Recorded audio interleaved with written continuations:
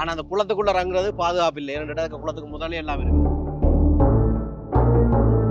மரம் கடத்துறவன், மண் கடத்துறவன், இதை பார்த்து ரோட்டை பாருங்க காட்டியிருக்கிறோம். எனக்கு போற போக பார்த்தா நீ எதுக்குற படிகள் இருக்க மாட்டாங்க. ஏன்னா அவங்க ஊசியும் குளிசையும் மட்டும் திருடுறாங்க.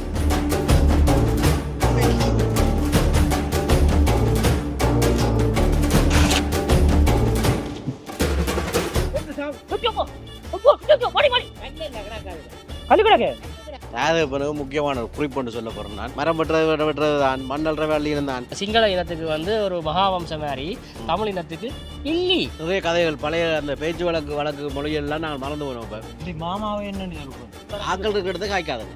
இருக்கிற இடத்த காய்க்கிற மரம் இருக்கு. தேவையில்லை முடிவோட்டு எடுத்து விடுறேன்.